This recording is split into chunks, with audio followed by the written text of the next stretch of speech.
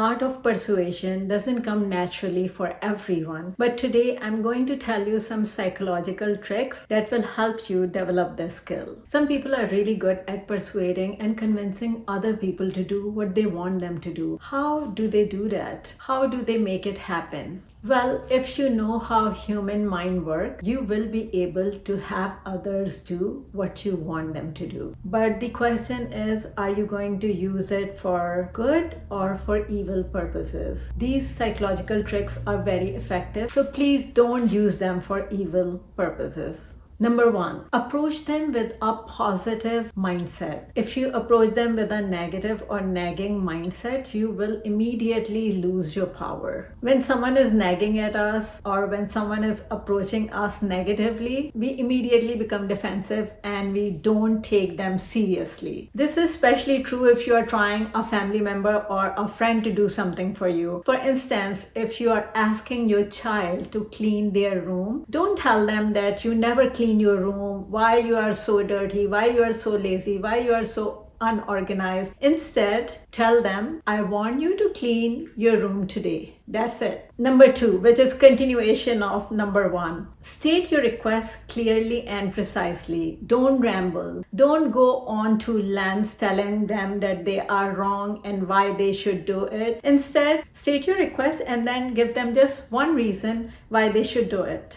In this case, less is more. Number 3, ask for a small favor first. This is called foot in the door technique. Research has shown that when someone does a small favor for us, they are more likely to do bigger favors for us in future. For instance, if you are asking a favor for your friend, for example, you are asking your friend to borrow her dress. Don't ask to borrow her car the first time you are asking for a favor. It most likely won't work. Number 4, you make it seem like it's a win-win situation for both of you. So you tell them how doing this thing is going to benefit them. Also, an extension of this step is that you do a favor to them and then they do a favor to you. For instance, a very small example is when you are at a party, you can ask someone to take your picture and then you take their picture. But this is a very simple example. You can do much bigger things using the same technique. For example, going back to asking your son to clean your room. You ask your son to clean his room and then you can tell him that if you clean your room, I'll make your favorite dish for dinner. Or instead of doing something special for them, you just point out how doing that same thing will benefit them. Human beings are very selfish and we are usually not motivated to do something unless there's something in it for us. For instance,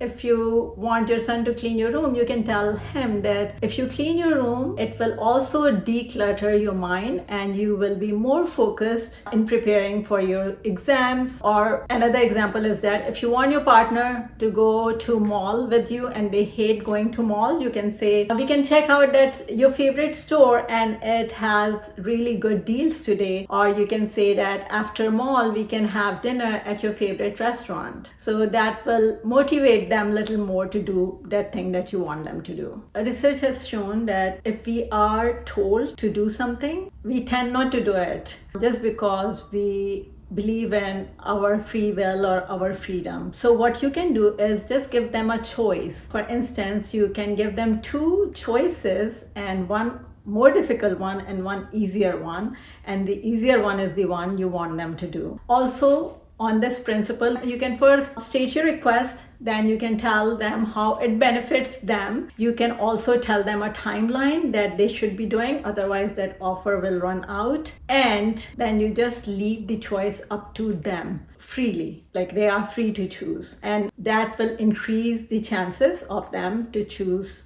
the thing you want them to do. Also, this is a psychological trick that telling someone to do something when they are tired. When a person is tired, their critical thinking skills go down and they are more likely to say yes when they are not tired. Also, having a status helps too, and having other people agreeing with you and doing things you want them to do. For instance, an influencer having a big following or a social media person having a big following and a lot of people are doing whatever they are doing. So the other people will be more likely to follow the crowd as well. And last but not the least, stay persistent, especially this work for family members or friends. Stay persistent and requesting your request. Don't sound pushy. How you won't sound pushy is if you don't get mad at them or if you don't become negative. Keep your cheerful, positive, uplifting attitude. However, ask them multiple times over a period of time the same thing in several different ways, and it will increase the likelihood of them doing something for you, because this is like playing with their emotions. If especially they are close friend or a family member, they will start feeling bad for you because you have asked them to do this so many times and you haven't gotten mad and you're still asking them,